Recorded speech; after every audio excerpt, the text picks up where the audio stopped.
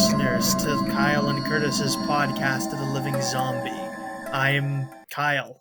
I And I am Curtis. yeah. No, I thought about doing what I did last week, but I was like, that's actually confusing because I didn't list I've titled this after my first name, so it's episode 3 of the spinoff here. This week we're doing what is called a couple different things. It's called released in the United States as Zombie. It's released in Italy as Zombie 2, and the UK as Zombie Flesh Eaters. There's also some other titles lying around here.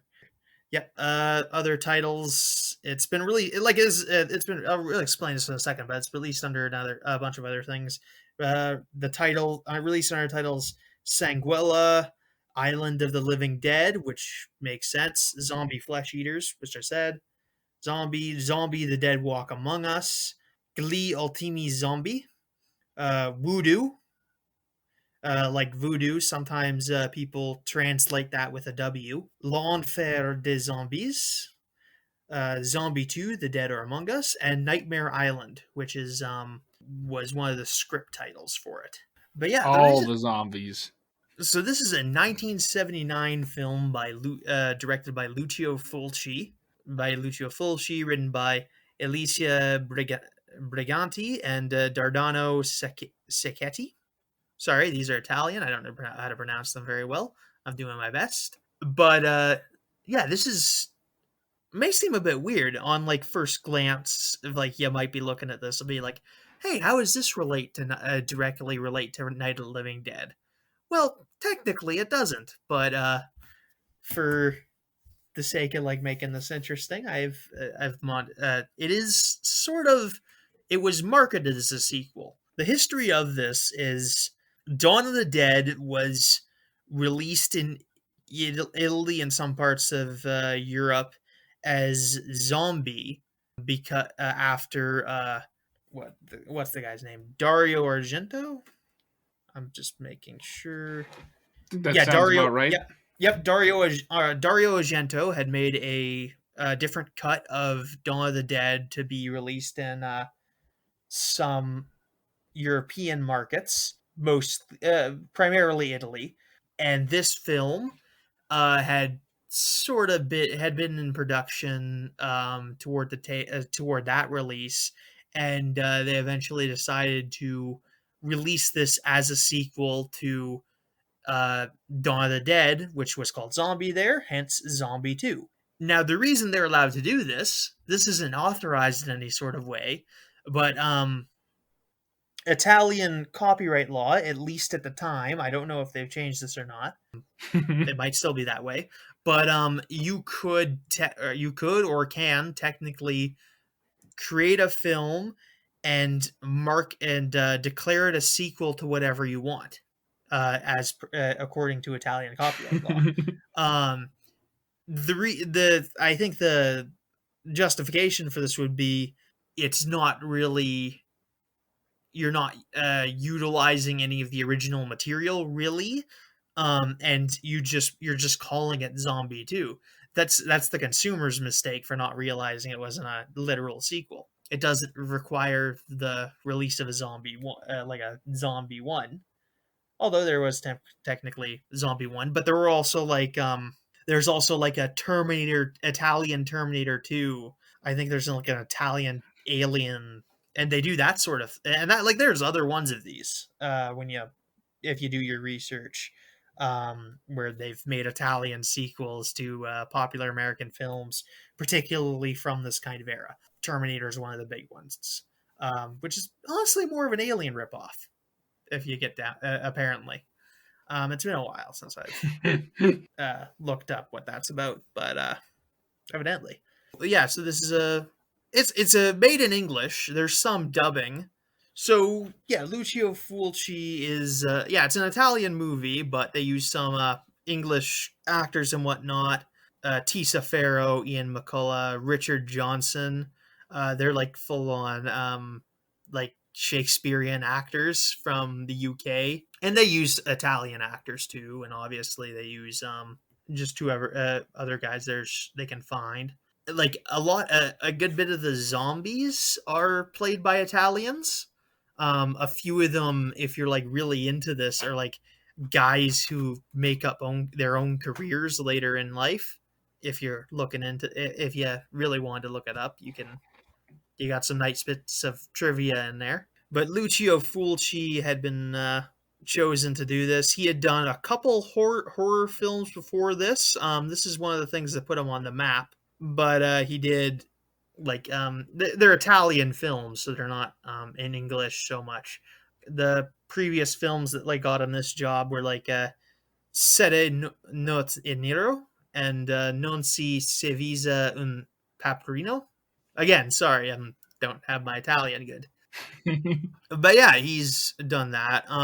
This is a fair, and this is as a consequence a fair bit like a very like this is very different from like the Dawn of the Deads and the Night of the Living Deads. Some people have called this a ripoff, and people who I assume those people haven't watched the movie because it's very different.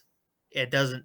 This does not share a lot of plot points, and this does not share enough plot points with Dawn of the Dead or Night of the Living Dead to warrant the moniker of being a ripoff. I don't think, but apparently it was evidently a thing that people were talking about at one point.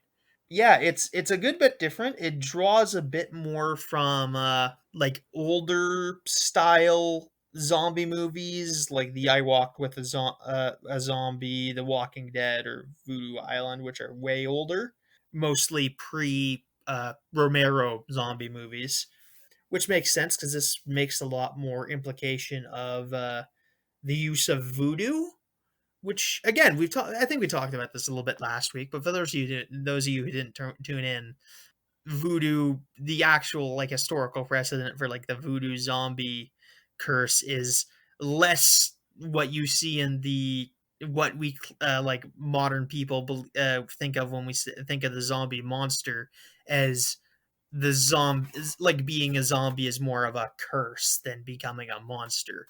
They walk around in a daze and are used as slaves more than flesh-eating monsters. And this is the film that most combines those two mythologies out of all the ones we've done. This one certainly goes on the side of the zombies are magic. I think there's a lot of more evidence to suggest that in this time, whereas the zombies of the Romero verse are more like definitely science fictiony. Mm-hmm. Even if they don't work traditionally with like the virus setup, they're definitely more science fiction style.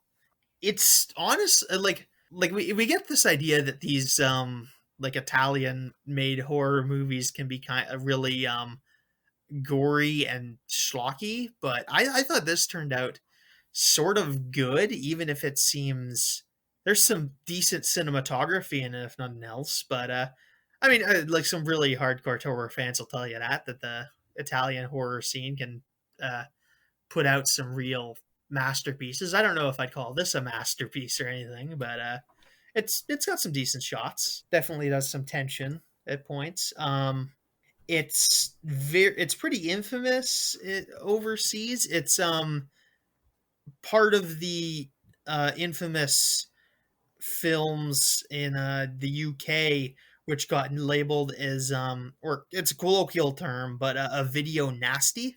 Yeah, essentially, like in the 80s, the British Board of Film Classification was really censorship happy and like would like full on ban movies. This was originally the original release of this in the UK had like about 2 minutes cut, minute 46 seconds.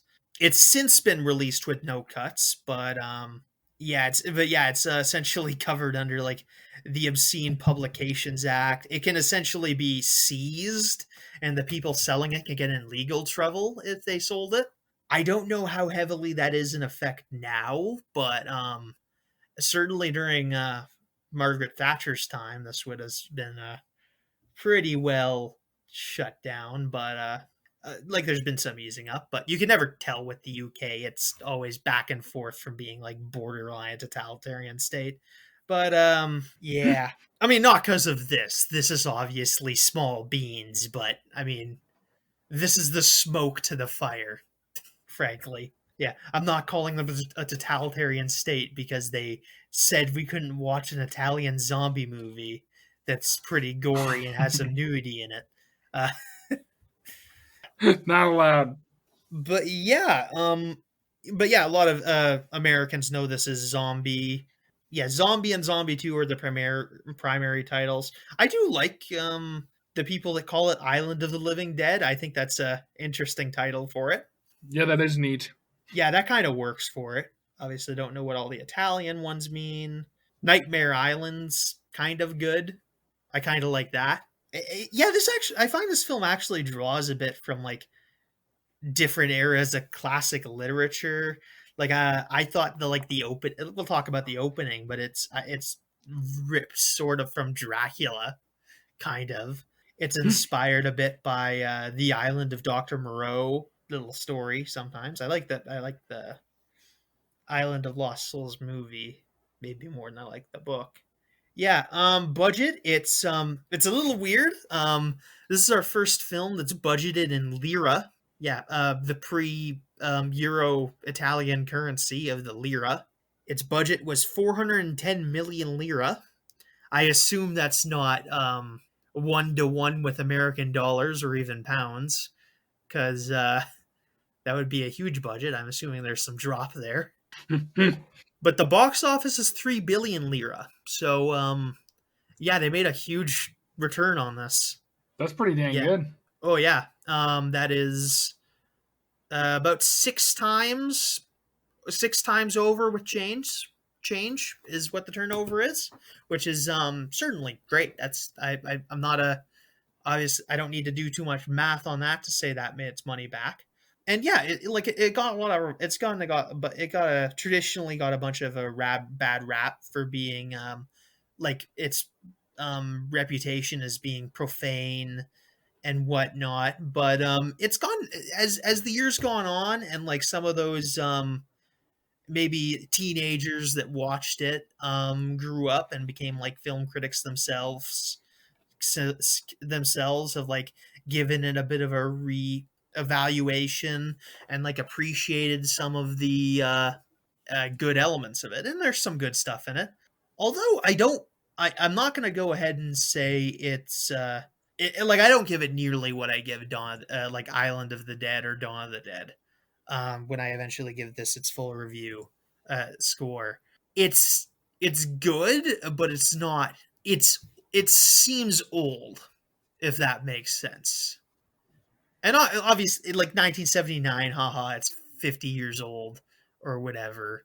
But I mean, like when I compared the characters in this to the characters in like I said last time, I watched this Day and Day with Day of the Dead, and when I compare those characters, it's like these are old style characters relying on like the experience of a few male Shakespearean actors, whereas like Romero is a lot more of a modern writer, which obviously doesn't make sense.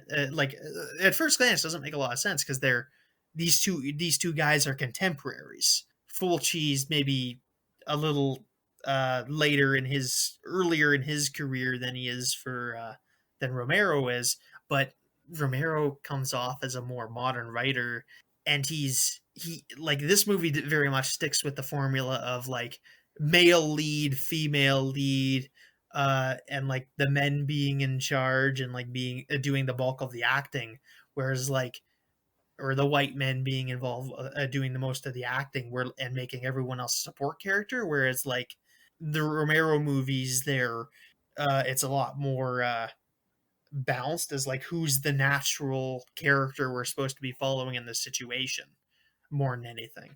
Mm-hmm. Yeah, and that's like it's obvious it's weird, like it's weird to say like Romero seems like a more modern storyteller, but it's true. Like Fulci's this script is far more like classical storytelling, really. Like it falls into like the characters are far more stock. We're meant to operate under the assumption that the male lead and the female lead fall in love, which isn't true in pretty well any of Romero's movies. But yeah, it's very different, and I starkly realized it even with Day of the Dead, which is maybe not the best film. But yeah, I mean, I'd say the same thing if I had watched this Day and Day with Night of the Living Dead or Dawn of the Dead too. So yeah, it's interesting. Anything you want to say before we get into the movie?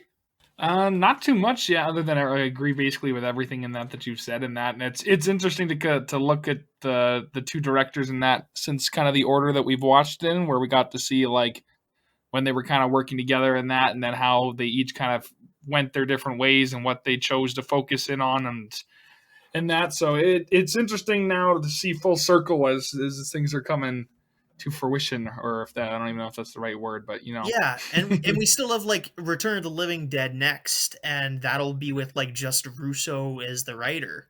So that's going to be pretty interesting to see how much Russo factors in and like how his style like interact exists functions on its own using a different director. So hmm Yeah, no, it's exciting stuff in that. yeah, yeah, 6.8 on IMDb. Only it's 42% Rotten Tomatoes, which is perhaps warranted by its goriness. But I think it deserves a little bit more than that. 84% of Google users like it. I think it's just a Rotten Tomatoes thing. But yeah, I think we'll get into the plot. I think we've explained the backstory. Our film opens by sort of ripping off Dracula, which is something I noticed. Okay, this isn't how Dracula begins. Like like they're ripping off something from like halfway through Dracula for the beginning, but in Dracula, the way Dracula gets to England in the a book is like he arrives on like a ship that is dead and everyone on board's been killed and just arrives there on a coffin, and like this ghost ship arrives on the coast of England. And this is sort of similar in that this is a scene that was added later when they were like sure they were going to make this a sequel to Dawn of the Dead. This was shot in New York, but I'm surprised actually because these two New York Coast Guards are dubbed, so they're apparently not like maybe not English speaking actors, which is weird. But yeah, they're dubbed in pretty bad. But yeah, these two Coast Guard guys find a sailboat like just gallivanting through the middle of the heart the what's the river in New York? The Hudson? Yeah, it's in the middle of the Hudson. Oh, Like I I think think it's the that Hudson. sounds right, but I have no Yeah. clue. It's just like going down the middle of the Hudson River and just getting in the way of a bunch of ferries and whatnot. So uh the Coast Guard goes to go like, "Hey, what are you doing? Get in your lane, buddy. There are rules to like sea travel."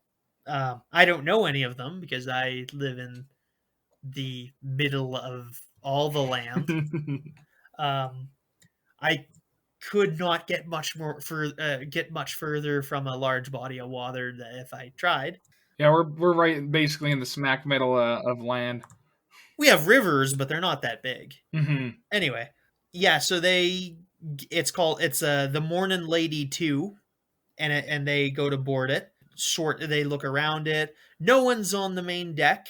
The under the inside of the boat, which is the lower deck of the boat, is like full of rotten food and whatnot. And as one of the Coast Guard guys is wandering about the the boat, he is attacked by a big Zombie, who ends up killing him and wanders onto the top of the boat. The other Coast Guard guy draws his gun on the zombie, shoots it once, and basically just walks overboard, like into the water. And the Coast Guard guy just assumes the zombie's dead because he hasn't seen a zombie before. Which I mean, this is spoiler alert. This zombie just arrives somewhere else on shore later and causes the zombie apocalypse along with the Coast Guard guy that's been killed. And basically, they just show a scene where the Coast Guard guy's getting autopsied, and they show him moving, and that just implies the zombie stuff happened, which is just something the movie forgets about for a majority of its run. Because after this scene, they've contacted the owner of the boat's daughter, who comes to the boat and said and like confirms that it is her father's boat, and she hasn't seen from her father or heard from her father in months. And yeah, so yeah, she confirms that she's interrogated by the police kind of for this, which is weird because like, oh yeah, no, I'm sure I murdered my father and then like dumped his boat in the middle of the Hudson. It doesn't make a lot. I don't know how they figure she did it. Like And she's like the only yeah. suspect. It's like, nah, you super sus. You are the suspect. Yeah. And they could have, another thing that's weird about this, they probably shouldn't have set this in New York because this boat floated here from the Caribbean, like straight up all like 1,000 miles up the American coast, up to the Caribbean through like open ocean, and it just so happens to land in New York, where the daughter lives. So, the daughter's played by Tisa Farrow. She is our female lead for the movie. She sneaks aboard the boat that night for whatever reason to try to get some more information, which the police aren't telling her, I guess. It doesn't make a lot of sense, really. Like, it almost, like, maybe they shouldn't have let her onto the boat, maybe? Because, I don't know. This just seems kind of random. But as she's sneaking around the boat, she is accosted by a reporter, played by Richard Harris. No, wait, that's not it.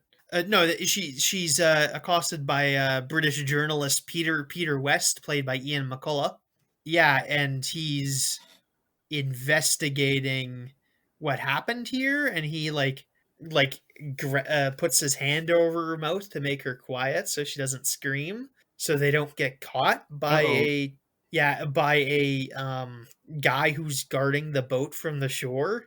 And in order to escape the guy who's pretending to guard the boat, they pretend to be making out in the ship's cabin of this boat, which is getting held in order to investigate a murder. So these guys probably aren't getting out of there. Oh wait, they're out of here. Uh, like this cop just straight up believes their story that they were trying to do like some exhibitionism in the middle of like a boat in like police lockup, because I assume New York police would have some sort of boat lockup that they can hold on to. They must have some like that, or at least the Coast Guard would, if nothing else. Or like an impound So law there's or no reason they something, should but get for away with boats. this. Oh yeah, yeah, yeah. There's no way like these guys got caught in an impound lot and are walking away from this, especially since like it's her father's boat, and it just so happens that this guy doesn't recognize her. I guess he wasn't there during the day, but still, like not even like these guys are totally should have been arrested for this. So after this, the female lead Anne Bowles Bowles, gives Peter West Peter the story, and gives like lets him read a letter he had sent to her, saying that essentially things had gone bad on this island he had been researching called Matapool. I think that's what it's called. Matul. Matul. Matul. Matul. And he was investigating some strange illness on this island, and now his boat is turned up unturned. And she's telling this to a reporter and not the cops because I don't have an explanation. There's just, like I said, this is very old timey storytelling. It's just that these are the characters, and we're doing whatever we need to do to push them along in the plot. Like, there's absolutely good scenes in this movie, but the storytelling's a bit basic. Let's be honest. Yeah. So they go down to the Caribbean, like, together for some reason, and they have to catch a ride over to the actual island of Matul, which you'd think they'd get some people that are like actual locals of the area or guides or something. But no, they just hire two people that are on vacation to give them a ride. Um, they weren't even going there, so it doesn't make a lot of sense. Um, yeah, the two guides are Brian and Susan, played by Al Cleaver and Aretta Gay. They're vacationers, but yeah, that's how they're going to get to the island. In the meantime, we're shown a glimpse of a guy who, like, I thought was maybe like we're maybe like led to believe is supposed to be maybe Anne's father, but that's just something you glean from context clues. It's actually one of his associates who was helping him research stuff on the island, Dr. Dave Menard, played by Richard Johnson, who is also researching the zombie virus. And we get our first talk about what's going on, saying this might be like a combination of like a virus and also voodoo, which is something that has precedence in those really old zombie, like pre-Romero zombie movies I had mentioned. But yeah, they talk about that. She's his wife Paula. It's spelled Paola. Paula. Paula. I don't know what the word this is. Maybe it's an Italian name. I assume, because I've never seen this word in English in my life. This is also a white actress, so I assume she's like his wife from Europe or whatever. Major age difference between these two. She's pretty young, he's kind of old. But yeah, she is mad about being on the island and whatnot. But he has to leave. We get our second zombie scene as the gang is making their way to Matul, and the Susan, the owner of the wife, the wife who co-owns the boat. I assume. I don't know what the exact details on that are. Obviously, it's not pertinent to the movie, but she decides she wants to go topless scuba diving, which is apparently a thing you can do, and there's legitimate reasons to do it. Like the one website I was reading was just like, I mean, yeah, you can kind of like get like a better gauge on like what's around you, especially for like tight spaces, so like you're used to, like, you're not going to like drag yourself through like a bunch of rocks and damage your expensive equipment. You're less likely to do if you're naked. There's bad sides, obviously, but essentially it's fine, especially for like low depth diving like she's doing. I don't think she goes more than like 20 feet down. They're in pretty somewhat shallow waters, actually, but yeah, yeah. So yeah, it seems fine for what she's doing. She might be a bit cold, but beyond that, I don't know what Caribbean waters are like. I don't know how cold they are. But my research said you could do it. Fine. So she's doing her diving when she comes across a shark who she has to wander right away from. And as she's doing this, a zombie attacks the shark, which is a pretty awesome scene, actually.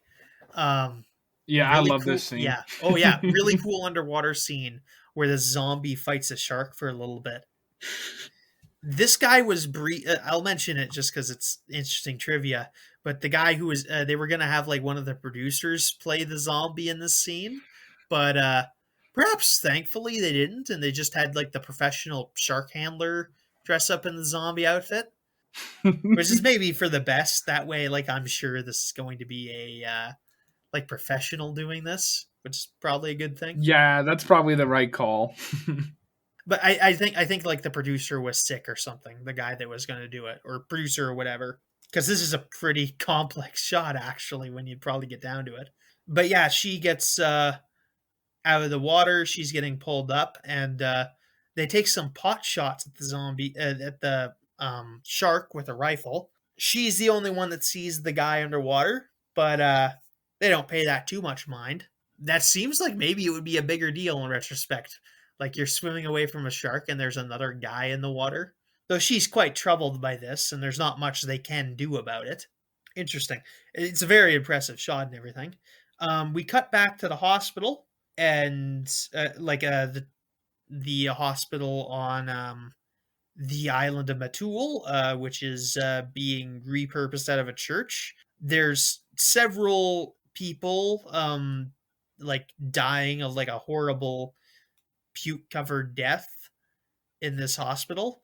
Yeah, so it's we just kind of get a glimpse of what's going on there. We have gotten a glimpse. I think they opened the movie with this, but we get another glimpse of what the doctor is doing, the physician is doing to dispose of the people once they come back from the dead. He wraps them up in cloth, like their hospital blanket, with like ropes around them, and as they start to rise, he shoots them, which is a really dramatic image. It just and it just doesn't make a lot of sense in the grand scheme of them, because spoiler alert, this does eventually backfire on them when he's not, the one time he's not literally standing right there as one of these guys dies. So yeah, this is it's really dramatic though, because they just like slowly rise and it's really creepy, and then he shoots it and it's a pretty decent effect. But yeah, it's cool, but it'd be more cool if it didn't backfire at the end of the movie. Uh, Yeah, they really did screw themselves over. but yeah, it's like, again, this didn't really occur to me until that moment at the end of the movie. But like like it's good enough that it didn't occur to me until it actually happened. Like, oh wow, this is actually probably a bad idea. But I think this also speaks to the these zombies being more magical in nature, which, because we'll see some stuff later which makes me just think like it doesn't matter what condition they're in, when they die they'll always come back. So that's my guess about why he doesn't just shoot them in advance. Otherwise you only get one of these scenes. But yeah. I'd say that's an accurate, like a pretty solid way to think about it, especially with what we see later on in the film in that. Yeah, so these don't operate under Dawn of the Dead rules. Because yeah, again, it wasn't written as an intentional sequel to Dawn of the Dead, or at least it wasn't directed as such. Some of the writers seem to have known. Lucio Fulci didn't know until afterwards, and he was kind of miffed about it. He did make a fair bit of money on that, but again, he was a bit miffed about like not letting his piece stand on its own or whatever. So we cut back to the doctor's wife, who we get a scene of her showering, and some and the cameraman just like peering through the window like a stalker, because we need that fan service, and like we need to strip her down to make the scene more scary. See, there's a reason for it. It's artsy now. Totally need to show her naked. But like whatever. You want to up the ante? Yeah, Naked. It's the yeah. number one way to go. It's always scarier when you're naked, which is fairly true, frankly. I grant, like, I'm going to be more scared of most things if I am naked. That's a fair point. Paula or whatever is eventually attacked by this zombie who's been standing outside. She manages to lock herself in a room, and like as she tries to like she locks the door and also tries to put a dresser in front of the door. Unfortunately, the door has like it's a thin island door because I guess they make the houses less dense in like forested areas. I think it's cheaper, but it could also just be like a temperature control thing. I don't know how island construction works, but the door has like these little slanted blinds where the door is pretty thin, and the zombie just punches through those that little window thing and grabs onto Paula's hair and slowly pulls her into a one of the broken spikes, trying to pull her in for a bite or whatever. So yeah, that's a very iconic gory scene, which I was talking about last week. I figured that was the Yeah, one. Yeah, that yeah. one. That one was pretty gruesome. I'm told it's a good effect. I didn't really watch it.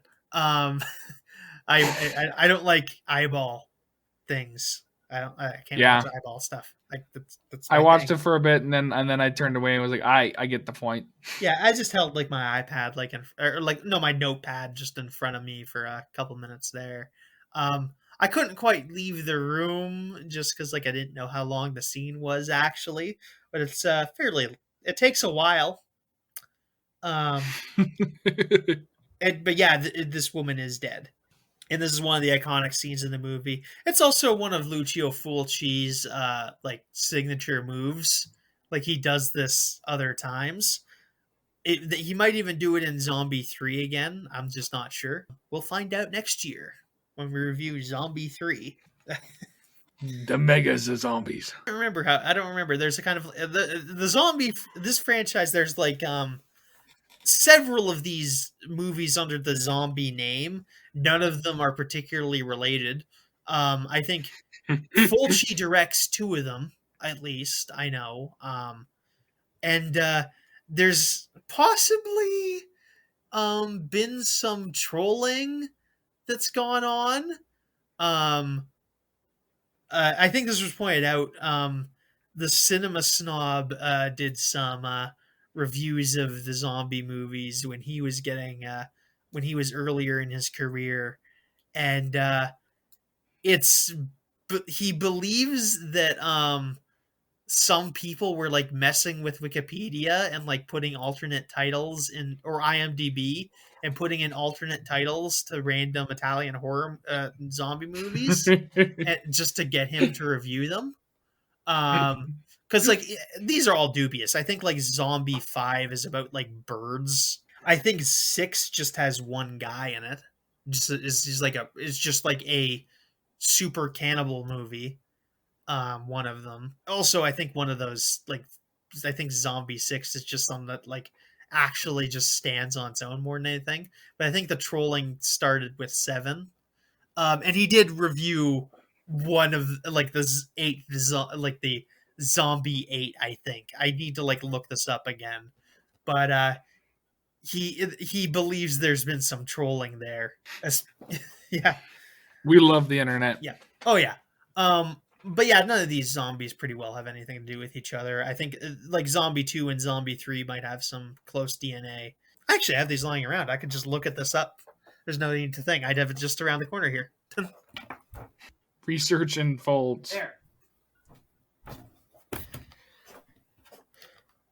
I just bought like the next 3 zombie movies on DVD to like just in advance. Zombie 4, yeah, 2 and 3 are by Fulci. Or let me just yeah, Zombie 3's starring made by Lucio Fulci. Looks pretty different. Zombie 4 is by Claudio Fregasso. And Zombie 5 is by Claudio Latanzi. But yeah, Fulci eventually moves on to better things. Uh, I just have yeah, I just bought the next 3 zombie movies in like a 3-pack, so I have them here. Uh, Nice. the mediablasters.com release from Shriek Show. They're kind of nice. I kind of like this. It's got like you don't get these as much. They're like I guess it's a used copy, but it's got one of those cardboard cutouts for it. It's kind of nice. Yeah, it's neat. I'm just gonna keep that next to me for a little bit. Does not include Zombie 2, so that's maybe the one thing, but whatever. That's the one people want. um. Anyway, the next scene is essentially it's revealed that the shark did some damage to the boat. It had bounced around a bit and hit the side of the boat. So they have to essentially get the boat fixed. So they're pulling into shore. And this is where they meet Doctor. What is his name again? I forgot his name. Dr. Menard. This is where they meet Dr. Menard again, or for the first time, and like he explains what happened. Essentially, Anne's father died of the virus. I don't recall how the boat got away from the island. I'm guessing somebody stole it. Probably the guy who became that zombie. Probably a few guys were on there. I think there. I'm pretty sure there was a severed hand on that Mm-hmm. boat. But yeah, they get met up after they fire some flares. We also get a glimpse of the burial situation around here, which is just like a small mass grave situation. They got like five in a big hole, which is okay. Yeah, and we get our flashback, which explains what like explains everything that was happening, and yeah, essentially, yeah, her dad succumbed to the island, the disease. They're not sure if it's voodoo or a virus or some combination of them. We just don't know. There's mentions throughout the movie of like some natives or perhaps bush people. It's not entirely clear, and I don't think they're using any of these terms properly. So that's another thing. This is not like, believe it or not, this Italian schlocky horror film does not pay the voodoo religion its proper respect. Oddly enough, I know shocking as that is, but yeah, it's implied that there's some people in the forest that are causing some magic stuff to happen, and it's killing the more secular members of the island for whatever reason. Who knows? That could be completely justified. For all I know, like the missionaries like killed three babies or something. I don't know. Any number of things that could have happened here. Yeah. Yeah, so that we don't get a good explanation of where the zombies are coming from, only that it's like vaguely magical. And that maybe they've done this before, which doesn't make a lot of sense. Cause like it's revealed that some of the there were like some conquistadors that were on the island that had been attacked by the zombies, which wouldn't make any sense because voodoo is like a religion which has African roots, which wouldn't have been there until after the conquistadors. The conquistadors might have brought some there, but the timeline doesn't function on that. But yeah, I'm putting way too much thought into this. Definitely more thought than they ever put into this. So the crew, the main characters get sent to go check up on Dr. Menard's wife, and we know how she got what happened to her. So they come to find her dead in the building with a couple zombies chewing on her. Four more wander in and like try to attack them. They manage to get away and drive off in the doctor's car. Eventually, they're driving and they're spooked by a goat, which causes them to like swerve off road and into a tree, damaging this other man's vehicle. So they have to walk home. And also this sprains Peter's ankle, so he needs help walking. Only for a little while, but yeah. Yeah, so they start walking home. They hear some drums in the wilderness because they're walking through the forest. They find like a pristine condition conquistador helmet, which doesn't make any sense because first of all, it's not rusted or anything. This thing would have totally rusted over in the forest where they're finding it. But Yeah, they just find like a conquistador helmet just sitting on the ground, covered in some moss. About it. They stop to rest because Peters needs some rest after walking around. Peter and Anne wind up for a kiss on the ground, and then before a zombie grabs Anne's hair and tries to pull at her, they get away from these zombies. But a zombie also attacks Susan. Susan, and she gets killed by a zombie. These are actually really cool looking zombies. Like these things are like hundreds of years old, so there's no way their brains would have survived this long. Especially in like buried in the dirt like this. You could make it like an argument for like bog zombies or something like that. But yeah, this is Yeah. actually very yeah. But these are actually really cool looking zombies. They're like old they're like rotted and like brown and like have worms crawling on them. They look really good. One of these zombies makes it onto one of the iconic cover arts for this movie, and they're just really good looking zombies. They're only buried like they're just coming out from graves which are only like maybe under a foot of dirt at most. Granted, that's a consequence of them needing to pull these real actors and makeup out of the dirt. But yeah, they look really good though.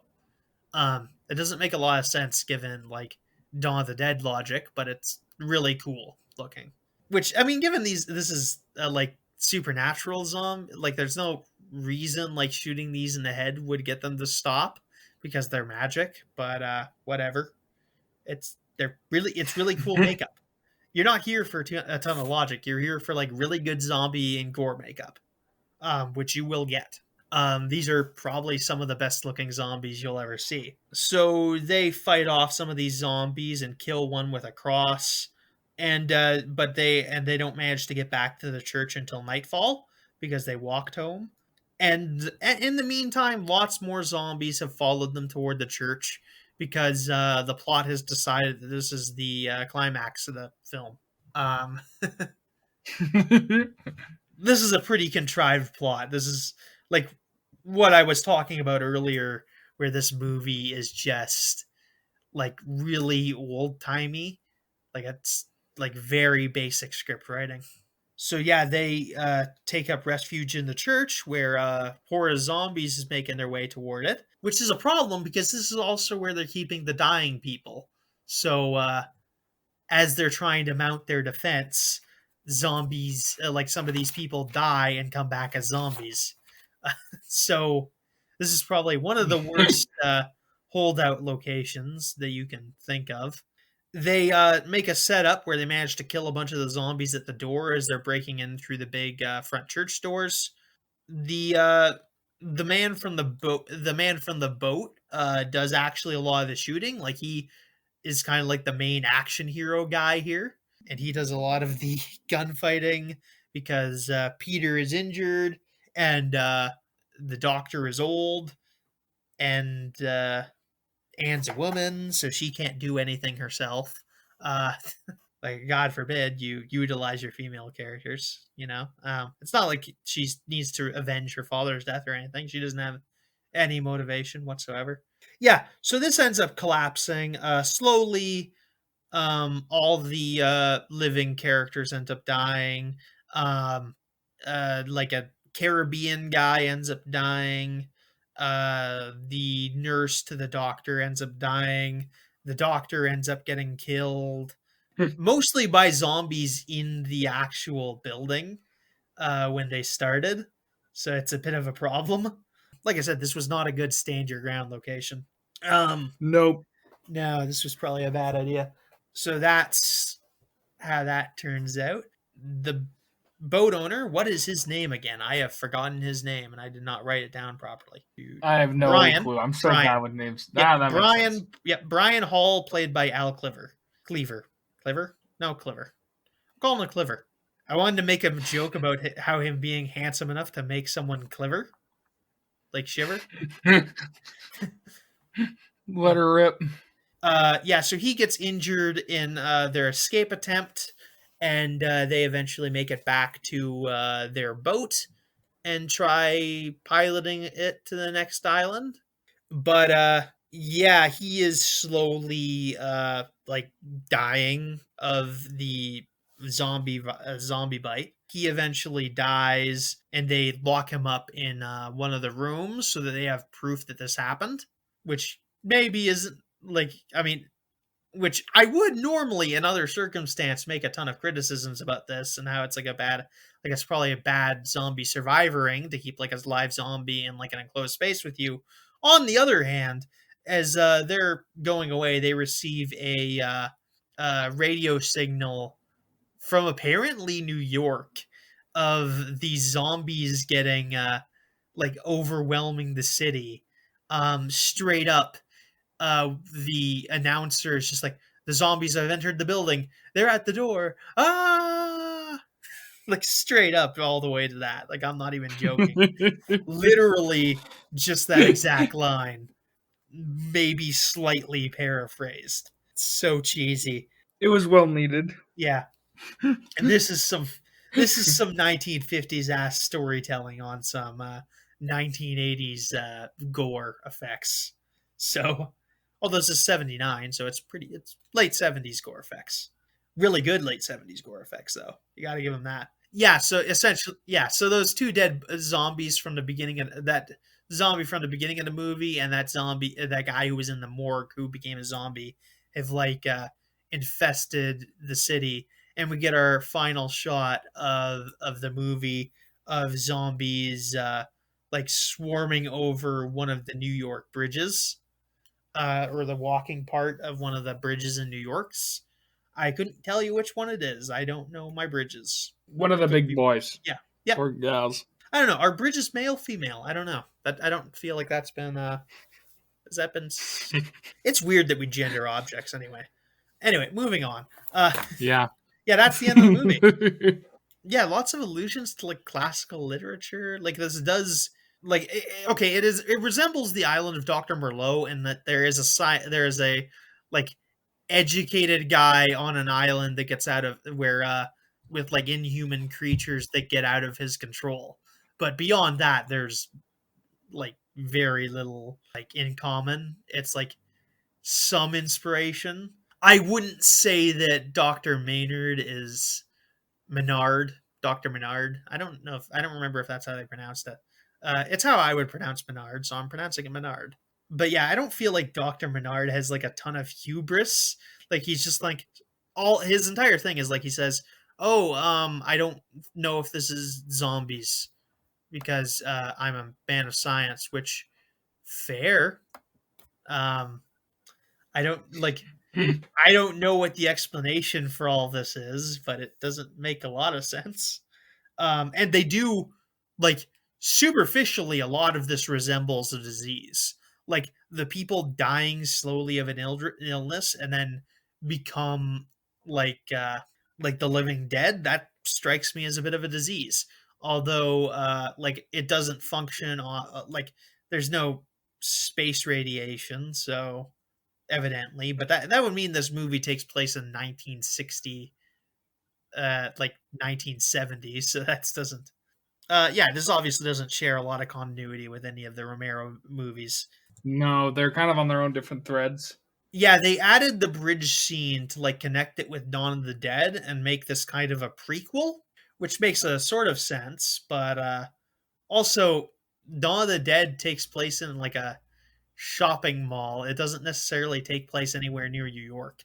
Like from Night of the Living Dead, we know that the zombie outbreak started on the East Coast, but it seems pretty far gone at the point where we get to Dawn of the Dead. So I feel like I've talked about a lot of my points on this. Do you have anything? Not too much. Yeah, considering this, I overall didn't mind it. Like the story was like a Yeah. little bit basic in that, but it had a nice aesthetic to it. And I like how like relatively how it was shot in that, and like you said, the physical effects of the zombies and all of that stuff was like top notch.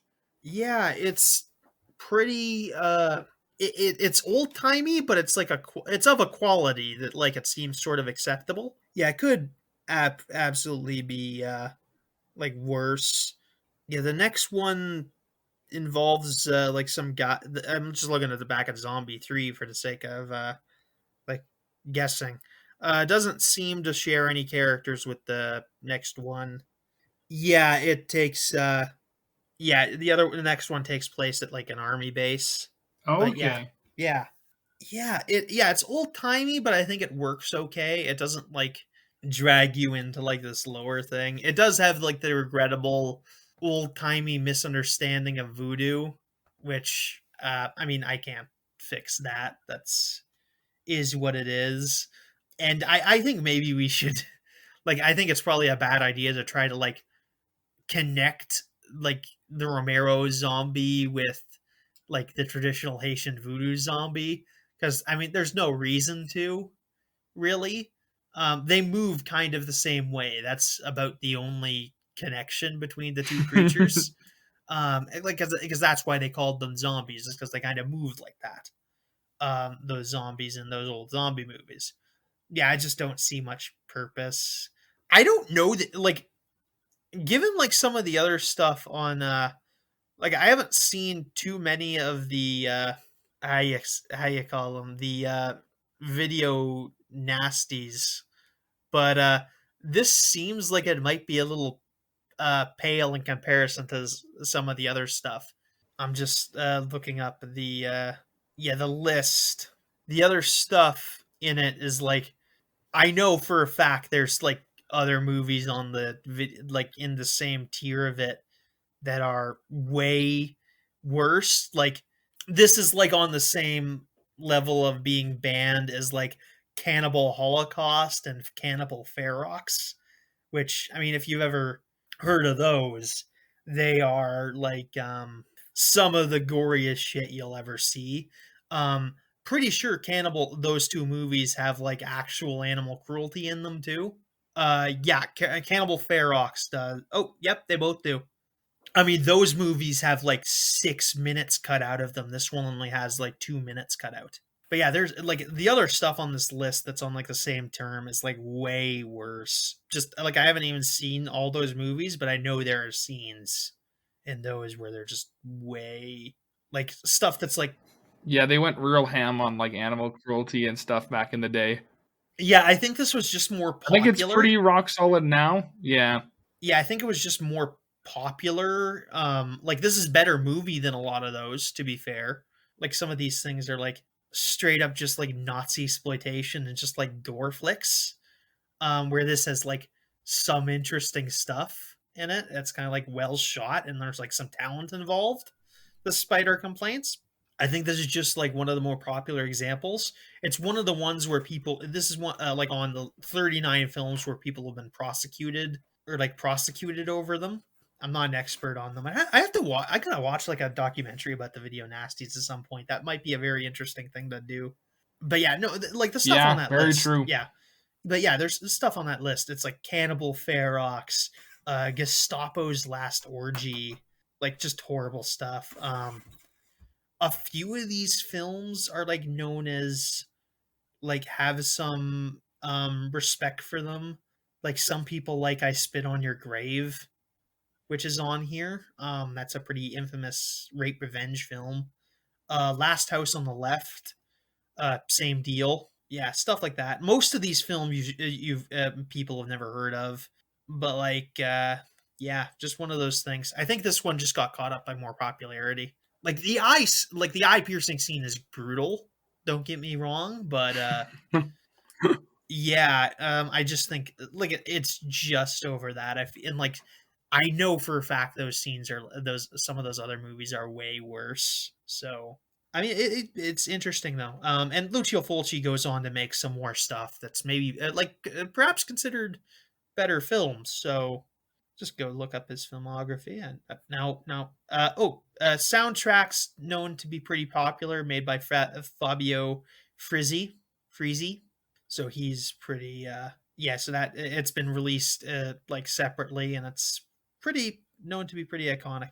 I gotta make a retraction from earlier in the movie. I said this was earlier in his career. This is he's actually been making films from like 1958 is his first screenwriting credit, and he's like an associate producer on a film in like 1950. So yeah, his first directed film was The Thieves in 1959. But yeah, he goes on to make other stuff. Some of it's good, some of it's bad. I'm just looking up what comes later. He'll make some more films, like City of the Living Dead comes later. The Beyond is pretty popular. I think that's one of the ones that people like. Oh, I've seen one of his films before. He did the film Conquest, which I quite like. Sort of. It's kind of right. I haven't watched it in a while.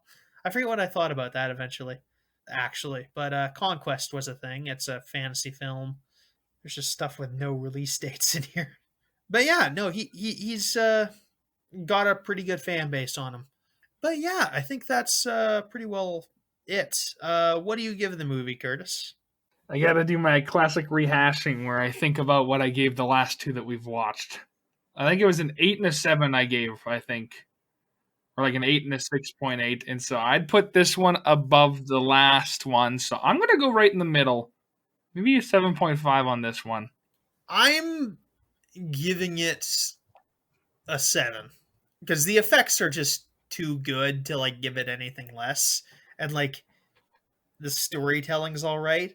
And in retrospect, I might give like I might have given Day of the Dead a 6, but I think it maybe earns a 7 in like retrospect. I've thought about it a bit more in the last couple weeks, but yeah, I think I'm giving this a 7. Yeah, I think that makes that's a good fit. Although I do still like vastly like pretty well prefer Romero as a director. I do prefer Romero's work so far. I don't know. See what Zombie 3 is like next year. That'll be interesting. See what it brings to the table. What kind of antes? Yeah. But yeah, I think that's it this week. Yeah, see you guys pretty soon for this next one's probably coming out in November at this point. I'll probably try to get this out by Halloween. I think I can do it. Nice. Yeah. I got tomorrow off. I can do 40 minutes. Get at 40 minutes of this if I quit talking soon and quit making the episode longer. Yeah. So next time, Return of the Living Dead. Return of the Living Dead To close out Kyle and Curtis's podcast of the Living Zombie for this year, which is very cool. Yeah. Hopefully this will be a thing we do a few times. But yeah, we can up the ante next year and finish off with a hell of a finale. Yeah, see you guys next in a few 5 days or something. I don't know. Anyway, see you guys. Bye.